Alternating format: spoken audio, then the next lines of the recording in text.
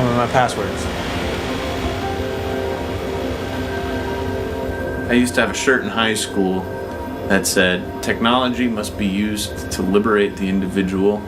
And I didn't really know what it meant for years because I didn't really think about it. But today I look back and I'm like, oh man, hell yeah, like that shirt. I'm glad I wore that shirt because it's how I really feel today.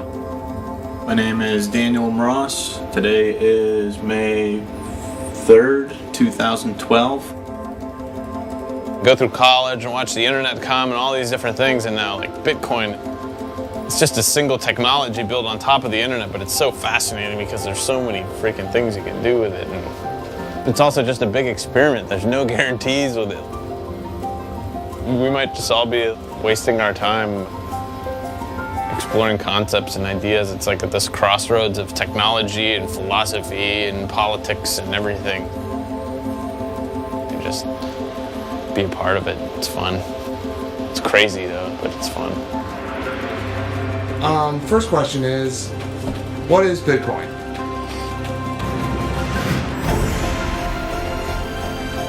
I can't tell you what Bitcoin is in just a few sentences. It takes time to understand it, the same way it took people time to understand what the internet was, back in 1994. That little mark with the A and then the ring around it? At? See, that's what I said. Kay said she thought it was about. Yeah. Oh. Internet is that massive computer network. The one that's becoming really big now. Allison, can you explain what internet is? When the internet was taking off, I was in college at Virginia Tech, studying computer science. Looking back, it's amazing to think about how much the world was changing. Hey Dan, ready for the game? I'm just finishing up here with my new kayaking friends. Kayaking friends on your computer? Yeah, I just got America Online. That same type of innovation is happening again, with Bitcoin. It's the smartest people in the room that are the most excited about this. So what are they seeing? The internet changed the way the world communicates. Bitcoin changes the way money works. You can basically put a bank in your pocket. Psst. Wanna buy some secret stuff? There is now a new note that people are starting to talk about, the Bitcoin. The money of the future. Bitcoin was created to provide an alternative to the banking system. We're in the midst of a serious financial crisis, and the federal government is responding with decisive action. Unlike most currencies, Bitcoins are issued according to a set of fixed rules. The idea was to create money whose value couldn't be manipulated by a central authority. The government, no matter how many guns they draw, cannot change a mathematical problem. They can point their guns at 2 + 2, but it's always going to equal 4. It's fascinating to imagine what it means to have global, decentralized money. And that's what's happening.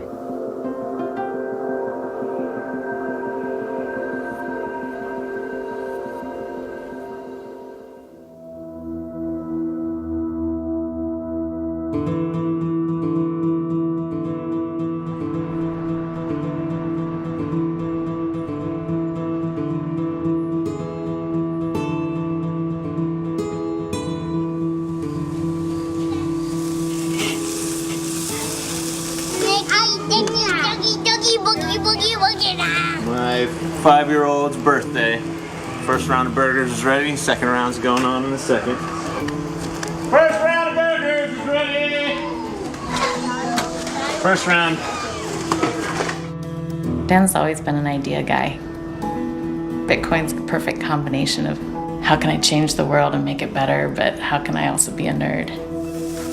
So mostly I've just been supporting him in this craziness. Eliza and I met in college, and we've been married for 7 years. We live in Pittsburgh, where I'm from, and we have 3 boys. I've spent most of my career as a database administrator. But for the past 2 years, I've been consumed with Bitcoin. Bitcoin's come into existence through a process called mining. I build computers to mine for Bitcoins. I'm glad that it's finally getting a little bit cooler out. My wife won't be as angry that the basement is so hot. I still got bunch of mining rigs running right now. Actually, they're right down here if you want to go take a look.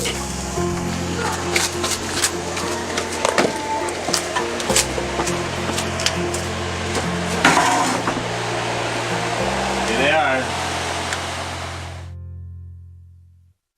So what is Bitcoin? Bitcoin is a revolutionary technology that enables a new way to send payments over the internet. You can think of it as an open accounting system where thousands of computers all over the world work together to track ownership of digital tokens called bitcoins. When you send someone bitcoins, the transaction is broadcast to the entire network. After it's verified, it's recorded in a public ledger called the blockchain.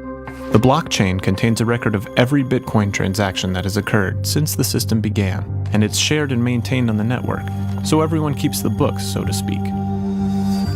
Most currencies are issued by a central authority that controls the money supply. Bitcoin is a peer-to-peer system, so there is no central authority. Instead, Bitcoins are issued to users who help process transactions in the network. This is known as Bitcoin mining.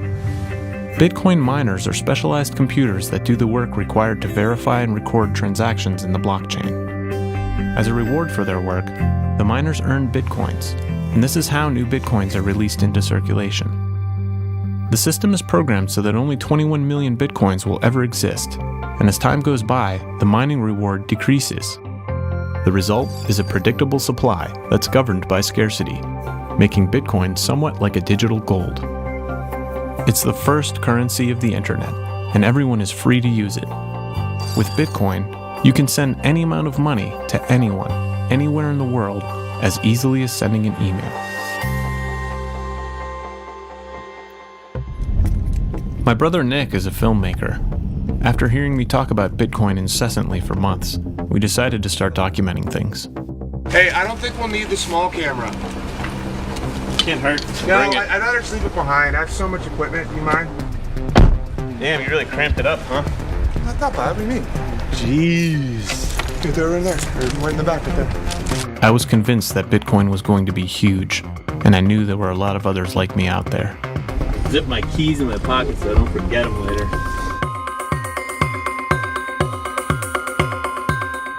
Bitcoin was created by what's believed to be a pseudonym, a guy named Satoshi Nakamoto. Invented in 2009 by a fictitious person named Satoshi Nakamoto.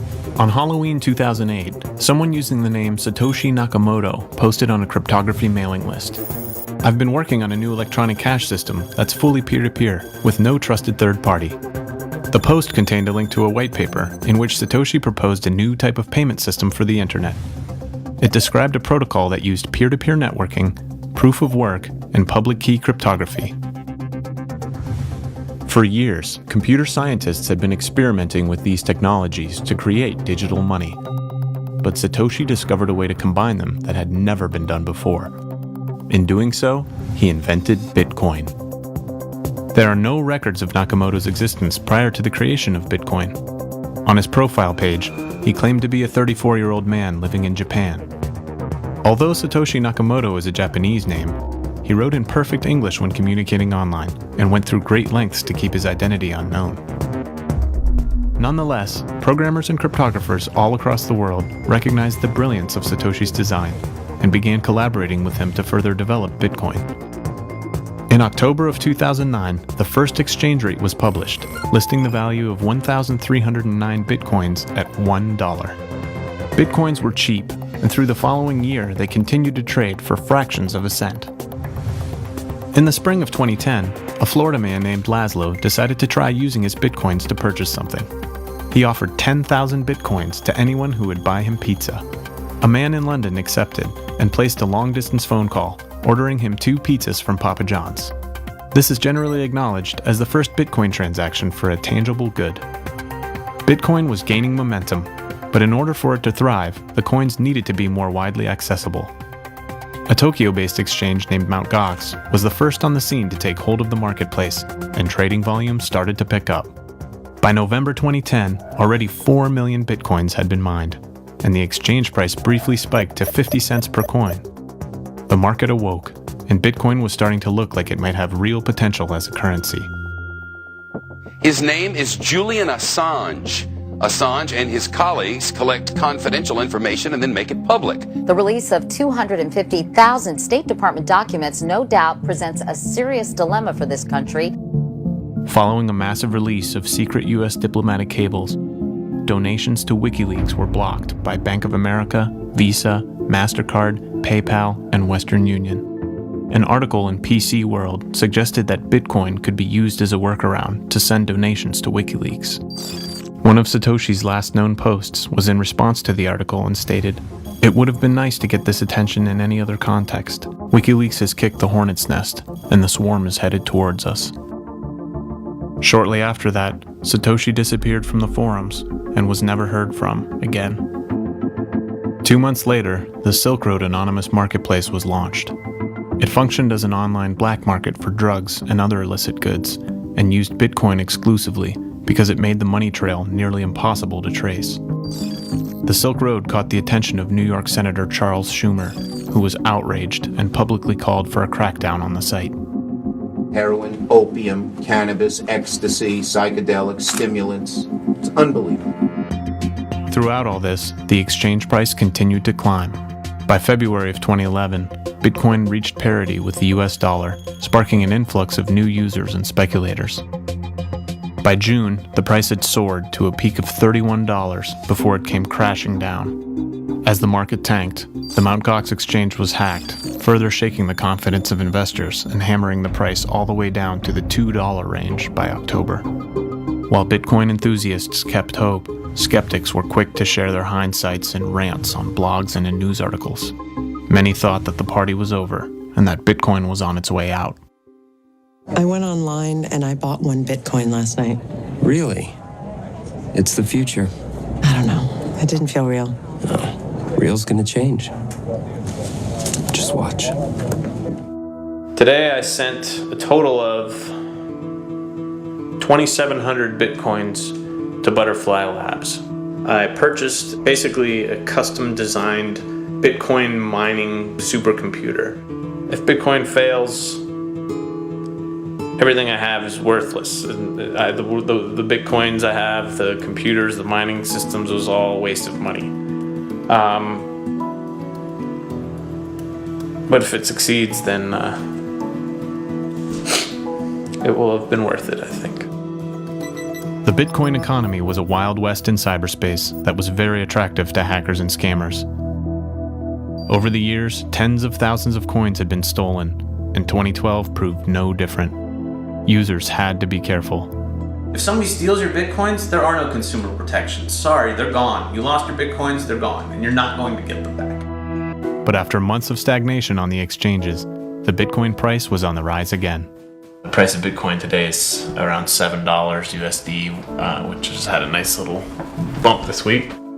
By the end of the year, the blogging site WordPress announced it would start accepting Bitcoin payments. And in early 2013, the discussion forum Reddit also announced Bitcoin support. They were the first major sites to incorporate Bitcoin, and these milestones signaled the beginning of mainstream acceptance.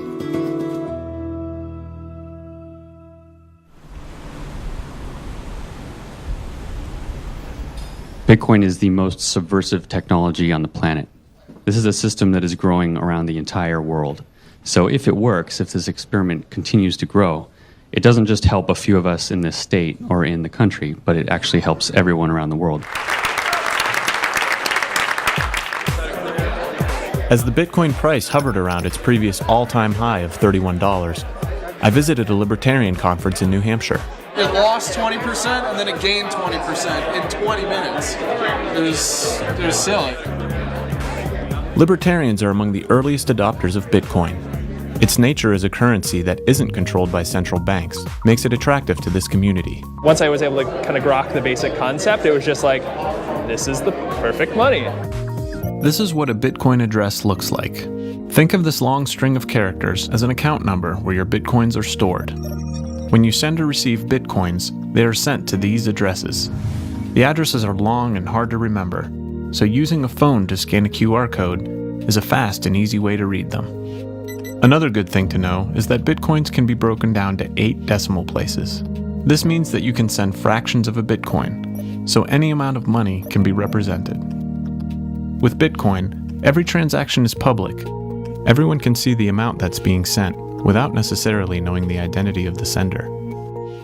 These guys even have one of the first Bitcoin ATMs. You just scan your QR code on your phone, put in the dollar bills, and press the button. Bam, done. Perfect. You now traded your worthless piece of paper for real currency.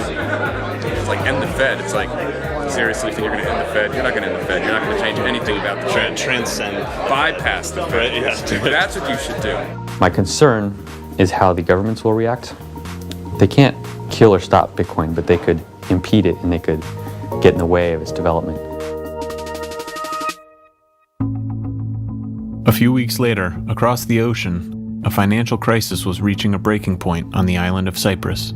Cyprus is on the brink of going bust. The rest of Europe has agreed to a bailout, but only if Cyprus raids people's bank accounts for quick hard cash. People trying to get money out of the cash machines, but electronic transfers have been stopped. Never did I think that they would, in a completely unprecedented manner, resort to stealing money from people's bank accounts. The Cypriots had placed their trust in the banking system, and it had failed them. As news of the crisis spread around the world, Bitcoin believers were quick to point it out as an example of why a currency free from government control is needed. There's actually Bitcoin ATMs apparently being set up in Cyprus. All of a sudden, Bitcoin looks like an attractive prospect.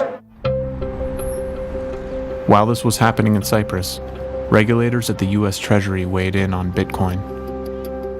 The Financial Crimes Enforcement Network, known as FinCEN, issued its first regulatory guidance on virtual currencies. The guidance implied that Bitcoin, in and of itself, was not illegal. It was the perfect storm. The situation in Cyprus suggested that Bitcoin could function as a financial safe haven, and the approving nod of U.S. regulators was a green light for investors. The market agreed, and the exchange price continued to climb. It's moving from the super early adopter phase to possibly the early adopter phase. Bitcoin was getting international exposure, and people were starting to pay attention. This is actually a live updated map of the globe, and the lines represent Bitcoin clients, basically where the Bitcoin software is running. And the length of the line determines how long it's been online or how active it's been. And every time I look at this, I swear it gets more and more saturated. You can almost see an outline of the US now. South America, you're starting to get it. But the big news, in my opinion, is this. China, you used to see 1, 2, 3 maybe, and this is all within the last 3 weeks or so. That's the most I've ever seen in China. You look down here, Indonesia, Singapore, Australia, New Zealand.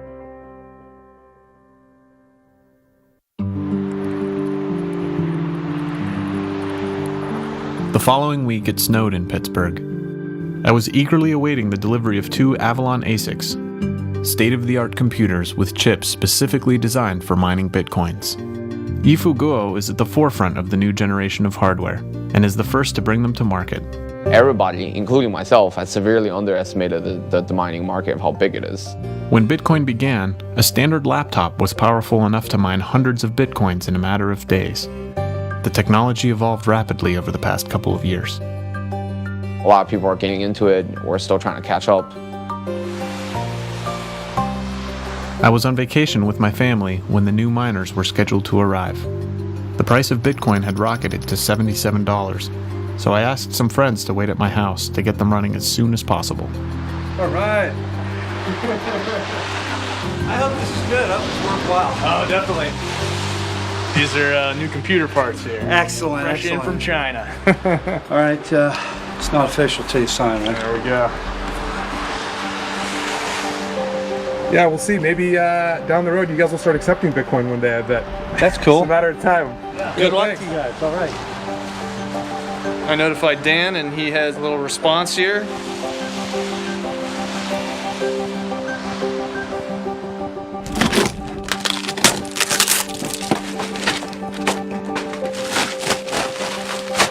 Welcome to the financial renaissance. 192.168.1.140, 255.255.255.0, 192.168.1.1 as the default gateway. My first pool is going to be stratum.ozco.in, port 3333. Port 80, but I can do 3333. And when everything's all said and done, for at least a little while, I should be pulling in like 10 to 12 coins a day. That's going to change, though. After another week, it's going to get dropped down to like 8, just because the difficulty is just going through the roof, because everybody's firing these things up. So it's always a race to stay ahead and try to be the first guy with the hardware, you know? Oh, I'm getting pings. Woo! Yep, we're kicking.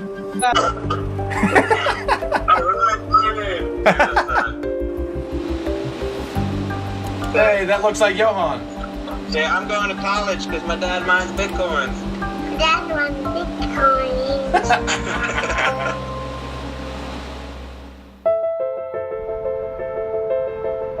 So, big day today, huh? Big day. Look at that. 104. Current Bitcoin price. Broke 100 today. It is April Fool's Day. Price rising so insanely high is kind of a little bit unprecedented. So, I mean, it's bound to pop a little bit. Maybe. I don't know. Maybe it'll be at 225 in a week and a half. So, who knows? But Bitcoin styles could go up, could go down.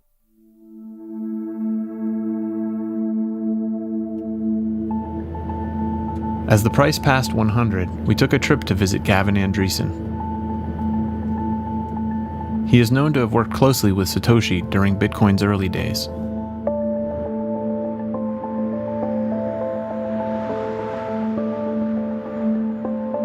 Here's the train tracks, and he did say that there would be train tracks maybe passing through. Here we go. This is Gavin's house.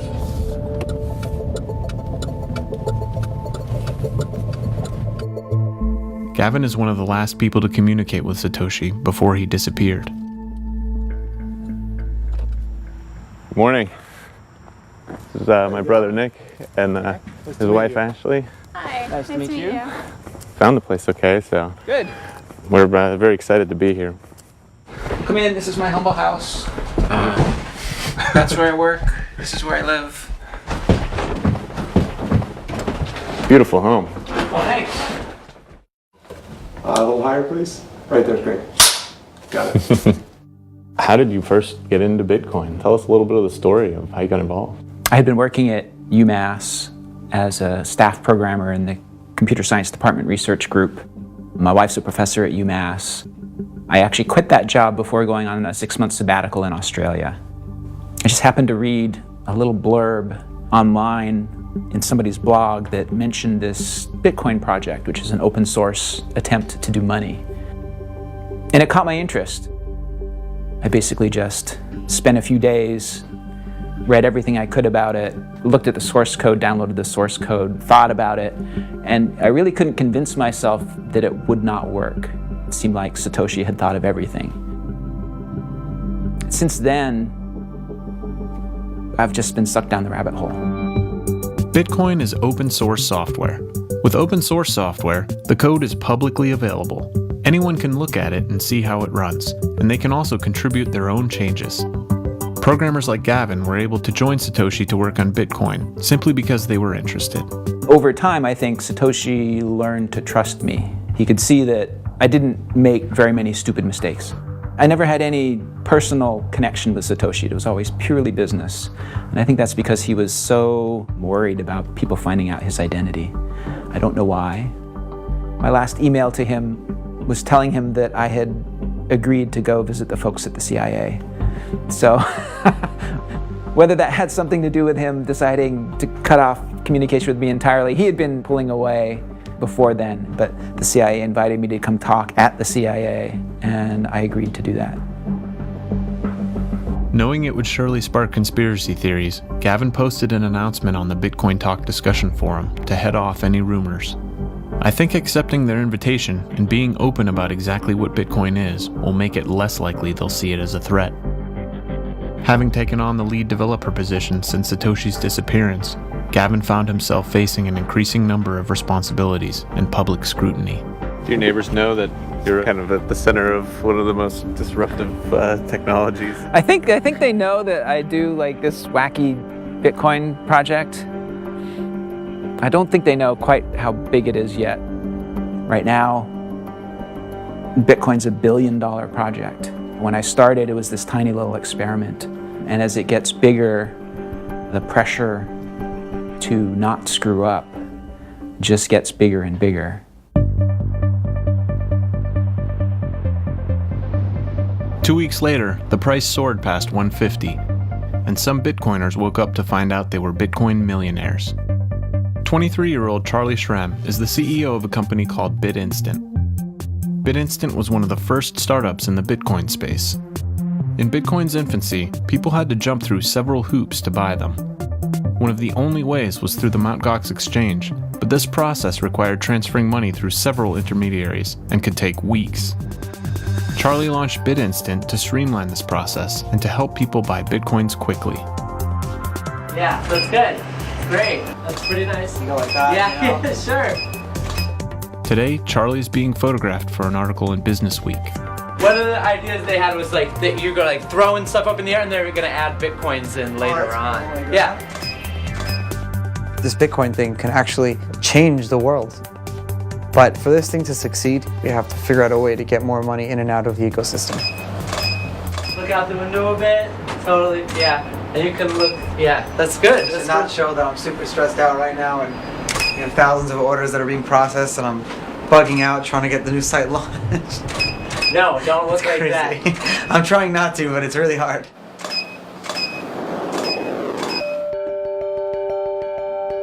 Things have been insane. I haven't slept in days. The price is just rising, so a lot of people are putting money into it. Normally, Charlie can get Bitcoins to his customers in about an hour. But with the recent flood of people trying to purchase Bitcoins, BitInstant can't fill their orders fast enough. When I pulled up our customer service interface, we have close to 2,000 open tickets, and that's just from Saturday to this morning. Nobody was ready for this kind of volume, so we're trying to catch up with the volume and keep everybody happy. Can you just sort of describe quickly what the last week or so has been like for you guys? The last week or so saw our support staff go from 2 people to 5 people. When someone offers you a seat on the rocket, you don't ask where the seat is, you just get on the rocket. Further, our volume has basically tripled in the past 2 weeks, going from a few hundred transactions a day to now 2,000-3,000 transactions a day. You just came on board here, right? Yeah, I did. Actually, today is kind of my first day. Oh, yeah? Nice. Yeah. How does it feel to be a part of all this madness? Well, madness, yeah, it's overwhelming. And what do you do for BitInstant? I'm the CFO. Can you give me like a daily estimate of how much money is moving through your system? It's in the 6 figures every day. All right, well, thanks, Charlie. I really appreciate it. Thank you. I don't know how the government will react to Bitcoin, but I spend thousands of dollars on lawyers every day just to make sure that I'm not going to go to jail. It's super terrifying. I mean, I don't want to go to jail. And I don't want to become a martyr either.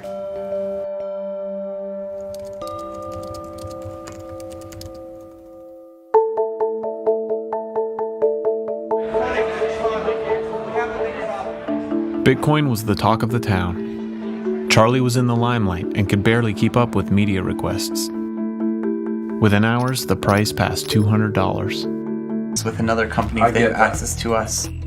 Our asset is our software. Our software is processing hundreds of thousands of dollars a day instantly, really quickly. And that's on site here?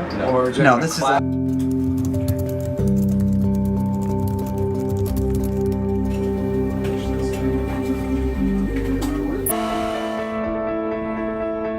mostly rent out rooms to tech people, startup people, and there's a lot of Bitcoiners. I actually accept rent in Bitcoin, which is great because we have a lot of international people.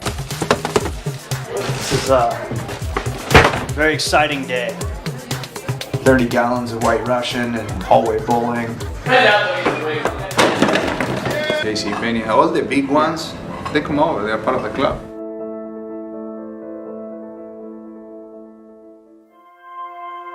Sounds good. We'll be here tomorrow. No, I'm not a criminal. No, I'm not a terrorist. I believe in the rule of law. I believe in structure that builds society. I believe in family. The system works pretty well. Oh, there's a fireworks section now. I didn't know that. Florida ID, 1.88 bitcoins, which is... Say is that, we didn't want to shut down Bitcoin. We didn't want to attack Bitcoin. We think there's a lot of Bitcoin is worldwide, and the vast majority of people haven't even heard of Bitcoin yet. It's more powerful than every computer on the top 500 list combined. Super Kyopo Korean supermarket. So for you, you accept credit cards right now? Right. The credit card companies are charging you 2 or 3% Right. for your phone anytime that you receive the payment. Okay, thank you, Steve. All right. Thank you for the tea.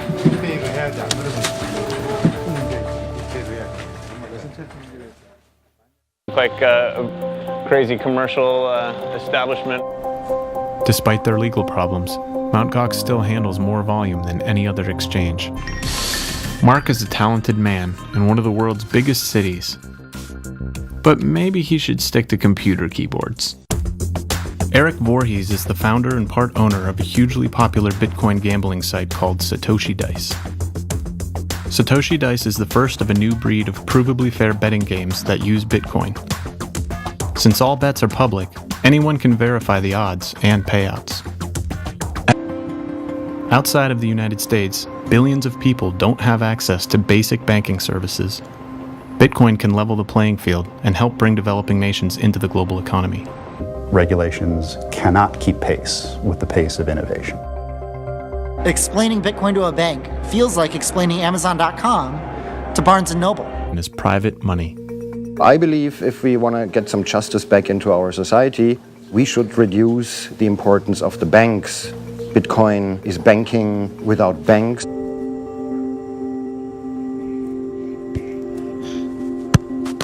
Not bad.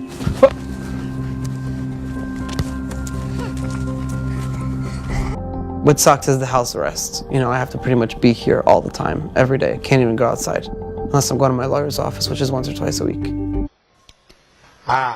就把这个 DFX 沿着这个 AX 整个这个 AX， 它是实际上是沿着这个了啊。它水平的这个，因为它纵向力就是这个。